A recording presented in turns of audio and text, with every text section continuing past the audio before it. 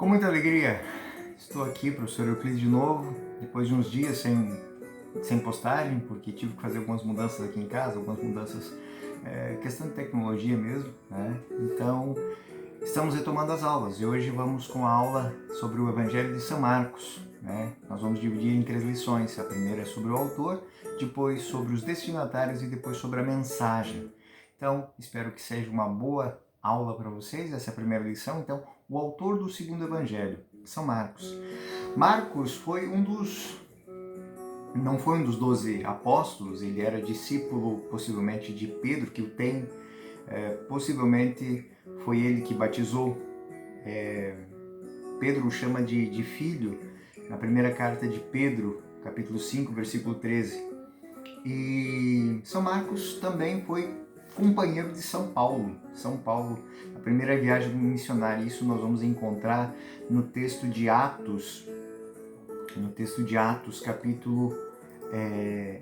capítulo 13, versículo 5. Então nós vamos ver Atos dos Apóstolos, nós vamos encontrar Atos, capítulo 13, versículo 5. E nós vamos encontrar a seguinte expressão: chegada a Salamina, pregaram a palavra a Deus nas sinagogas dos judeus. Tinham com eles João para auxiliá-los e percorreram toda a ilha de Pafos e acharam-se judeus chamado Bar Jesus, mago e falsos profetas. Então esse João é João Marcos, que também é o nome do evangelista São Marcos. Bom, o apóstolo não o levou numa segunda expedição missionária. Isso nós vamos encontrar no capítulo 15, né? Versículo 37, 40 dos Atos dos Apóstolos. Mas Marcos reaparece como colaborador de São Marcos também em outros momentos, também no primeiro cativeiro romano, Colossenses 4, 10, Filemão 23 seguintes. No fim da vida, São Paulo lhe fez um elogio. Disse que São Marcos lhe era útil no ministério. Nós vamos encontrar isso na segunda carta a Timóteo, no capítulo 4, no versículo 11. Há quem veja Marcos também, em Marcos 14, 51, alusão ao próprio Marcos, ou seja, ele falando dele mesmo. A tradição lhe atribuiu a redação do segundo evangelho. O propósito do testemunho mais importante é de um historiador chamado Pápias, que morreu em 135, então logo no primeiro século ainda do cristianismo, que ele era bispo de Herápolis, né? E ele fala sobre Marcos dizendo o seguinte: Marcos, intérprete de Pedro, escreveu com exatidão, mas não em ordem, né? Ele tinha uma outra dinâmica. Tudo aquilo que recordava as palavras das ações do Senhor. Não tinha ouvido nem seguido o Senhor, mas, mais tarde, Pedro, ora como ensinava, adaptando várias necessidades dos ouvintes, sem se preocupar em oferecer uma composição ordenada da sentença do Senhor, a Marcos. Não nos enganou escrevendo conforme se recordava. Tinha somente essa preocupação: nada negligenciar do que tinha ouvido e nada dizer de falso. Então esse é o testemunho de Pápias, né? E isso nós vamos encontrar numa obra chamada Eusébio, História da Igreja, no tomo 3, no capítulo 39, na dita 15. Esses depoimentos a respeito da autoria de Marcos são corroborados pelo próprio texto. Se nós olharmos para o texto de Marcos, nós vamos perceber algo muito interessante.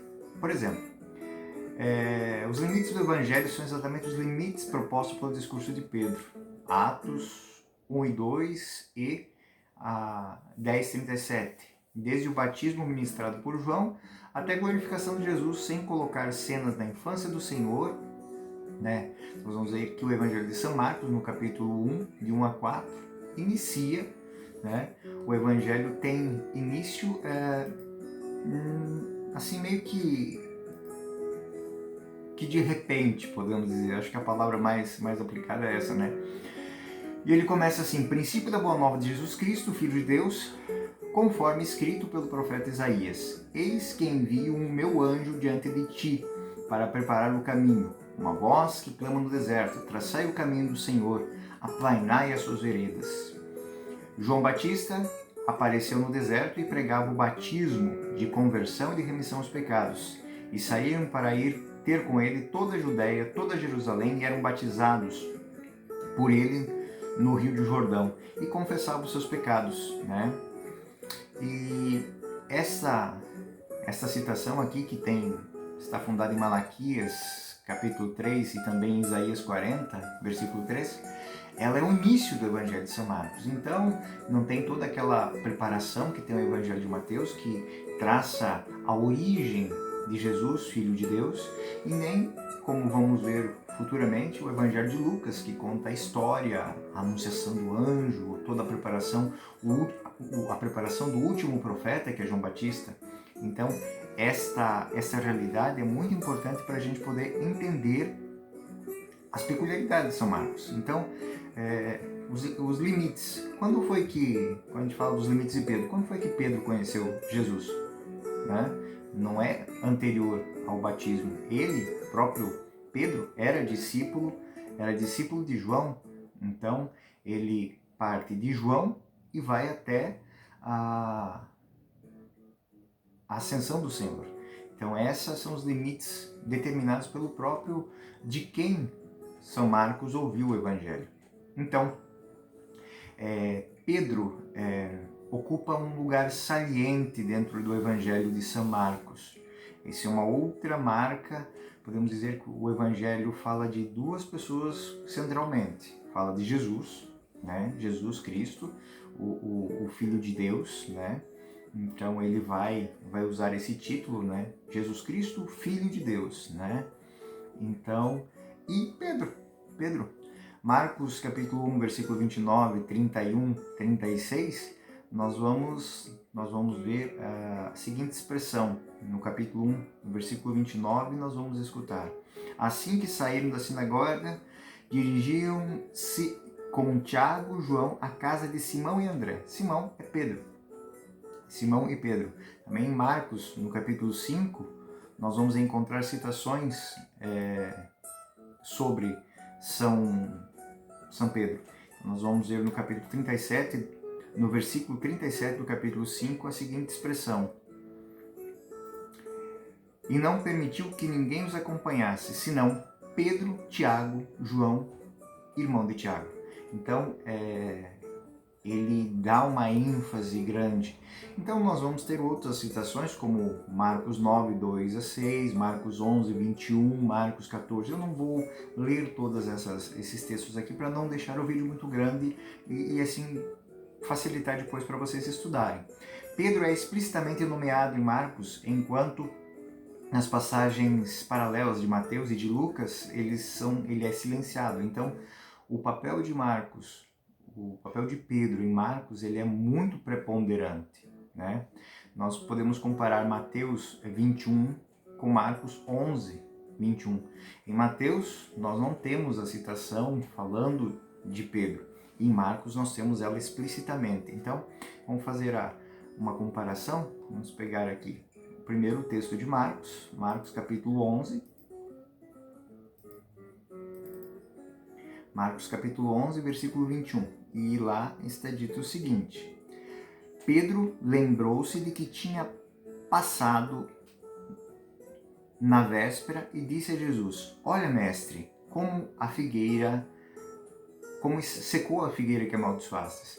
Aquela figueira onde Jesus vai buscar os frutos e ela não tem nada. E Jesus usa uma palavra e a figueira seca. E quem lembra isso a Jesus em Marcos é Pedro.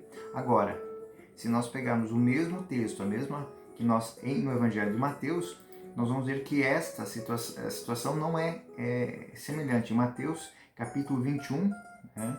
Mateus capítulo 21, nós vamos encontrar no versículo 20 a seguinte citação: Imediatamente a figueira secou.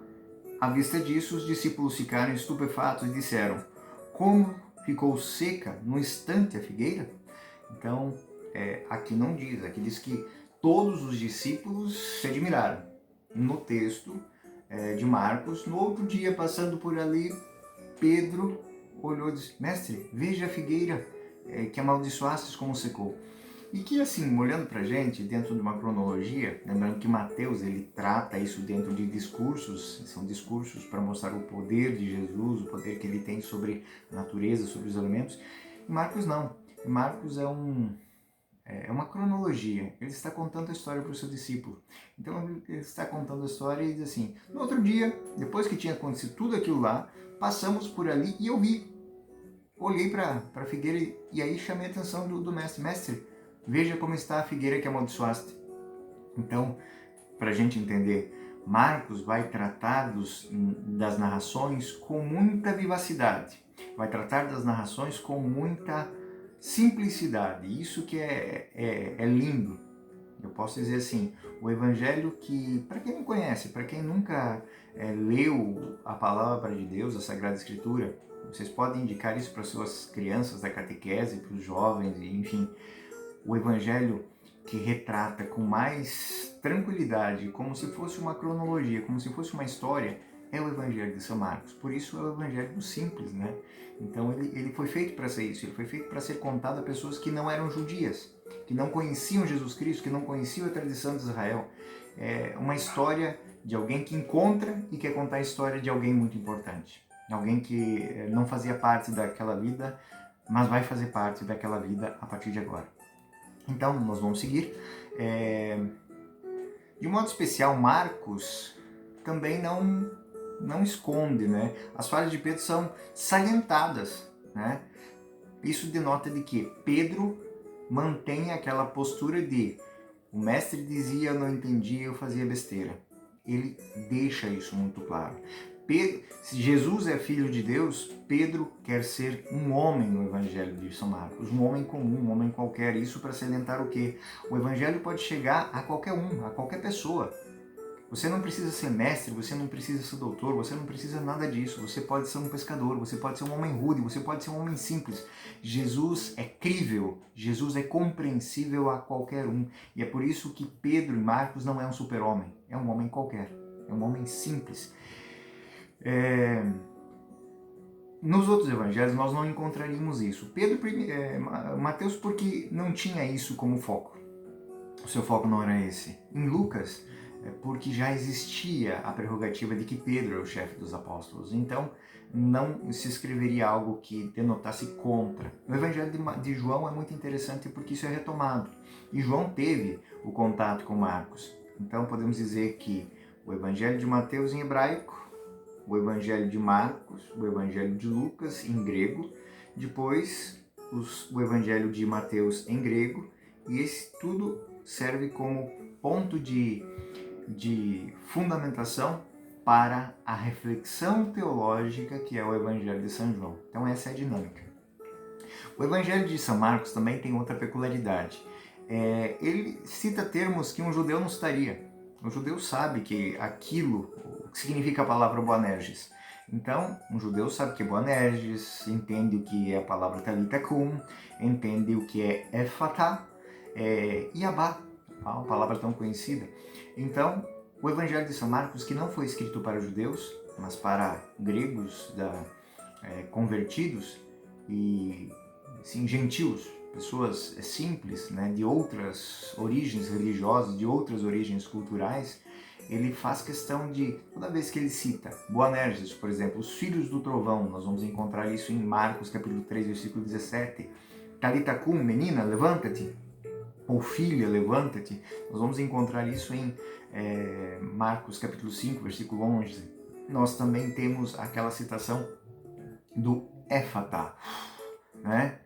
Que é abre-te, em Marcos 7, 34, e Abá, pai, que tem a citação para Marcos 14, versículo 36, mas isso nós vamos encontrar em todo Marcos. As citações que, para quem é uma tecla SAP no Evangelho, ou seja, quando aparece uma palavra que é desconhecida, ele faz questão de traduzir e deixar bem claro o significado daquela palavra. Outra peculiaridade que nós vamos encontrar, outras palavras também como Elohim, Elohim, né? Lama sabachthani, a frase de Jesus entregando o seu espírito a Deus e dizendo aquela palavra forte, Deus, Deus, meu Deus, por que me abandonaste? Nós vamos encontrar no capítulo 15, versículo 34, e isso só se encontra dessa maneira ali, né? Nós vamos encontrar a citação até em outros textos, mas ali ela é explicada, ela é traduzida, ou como diz, tem a tecla SAP. Isso revela que o autor do segundo evangelho, São Marcos, era um judeu, né? Mas que transmitia ensinamentos de uma catequese em aramaico, mas não para quem conhecia o aramaico. O estilo de Marcos é, como disse, simplíssimo. Ele é alguém que está contando uma história que lhe foi contada. E essa história é contada cheia de